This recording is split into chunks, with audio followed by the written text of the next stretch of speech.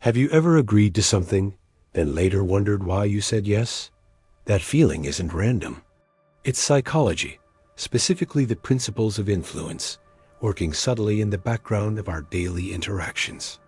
These are the invisible strings that guide our decisions, used by marketers, negotiators, and even our friends, sometimes without us even realizing it. But what if you could see these strings? What if you could understand them, not just to protect yourself, but to communicate more effectively and ethically? Today, we're diving deep into the 7 principles of influence that shape our world.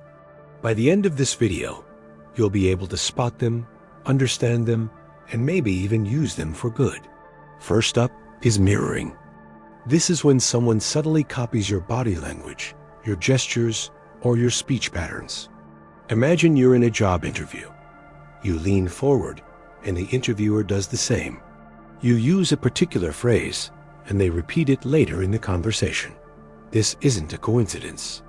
Mirroring builds a subconscious bond of trust and rapport. It sends a signal to our brain that says, "This person is like me. They're part of my tribe." It makes us feel understood and more open to their suggestions. To spot it, pay attention to repeated gestures or phrases. If you notice it, don't panic. It's often unconscious.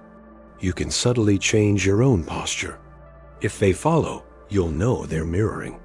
Understanding this helps you stay objective and focus on the substance of the conversation, not just the comfortable feeling. Next, we have social proof. This is the powerful idea that we look to others to guide our own behavior, especially when we're uncertain. Think about it. Why do you choose a restaurant with a long line over the empty one next door? Why are you more likely to watch a movie with thousands of positive reviews? That's social proof in action.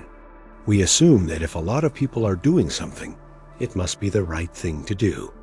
Marketers use this all the time with testimonials, customer counts, and bestseller labels. To counter this, always ask yourself, is this popular because it's genuinely good? Or is it just popular because it's popular? Do your own research. Trust your own judgment instead of blindly following the crowd. Popularity doesn't always equal quality or the right choice for you. Then there's the high-pressure tactic of urgency. Limited time offer. Only 3 left in stock. Sale ends tonight. Sound familiar?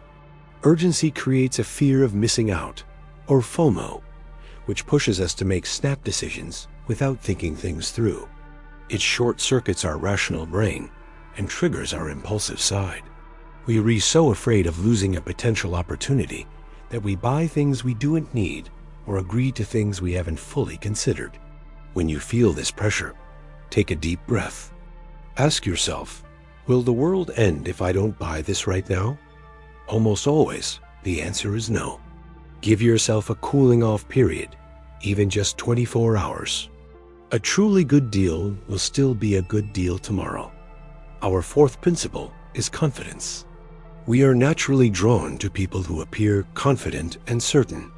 Someone who speaks clearly, maintains eye contact, and presents their ideas with conviction is inherently more persuasive than someone who seems hesitant or unsure. This is because confidence projects expertise and authority. We assume they know what they're talking about, but confidence can be a performance. Someone can be confidently wrong.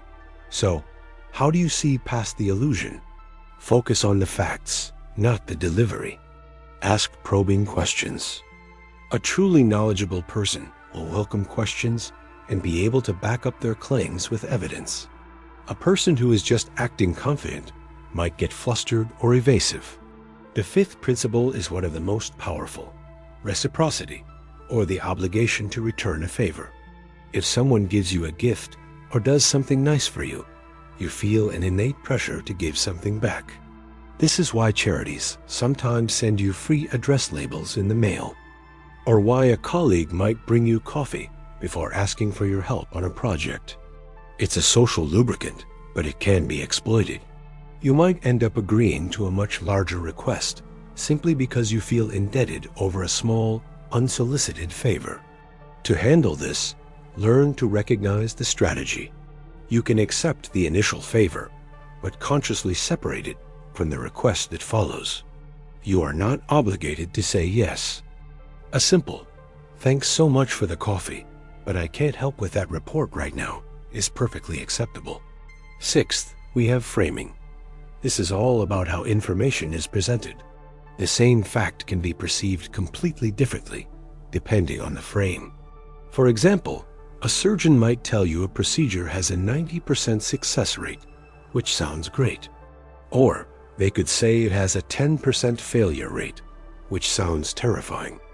It's the same information, but the frame changes your emotional response.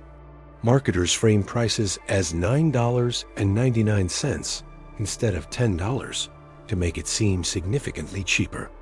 When presented with a choice, consider how it's being framed. Try to reframe it yourself. Is this a small daily cost or a large annual expense? Look at the data from multiple angles to get the full picture and make a decision based on reality, not on the presentation. Finally, our seventh principle, the power of silence. In a negotiation or a conversation, silence can be incredibly uncomfortable. Most people rush to fill the void. A skilled influencer will ask a question and then simply wait. As the silence stretches on, you might start to feel anxious and begin talking, often revealing more information than you intended, or even making concessions just to break the tension. A car salesperson might present a price and then go completely quiet. Many people will cave and be the first to speak, often with a counteroffer that's higher than what they could have gotten. To master this, you need to get comfortable with the pause. When someone uses silence on you, just wait. Let them be the one to break it. Use the time to think. Silence isn't a weapon against you. It's a moment for you to gather your thoughts. So there you have it, mirroring, social proof, urgency, confidence, reciprocity, framing, and silence.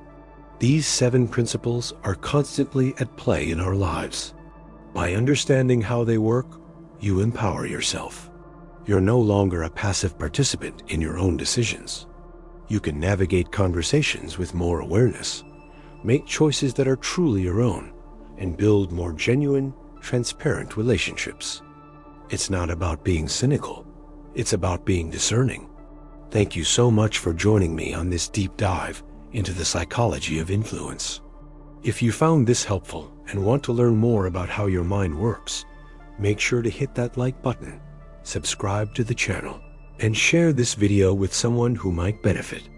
Until next time, stay curious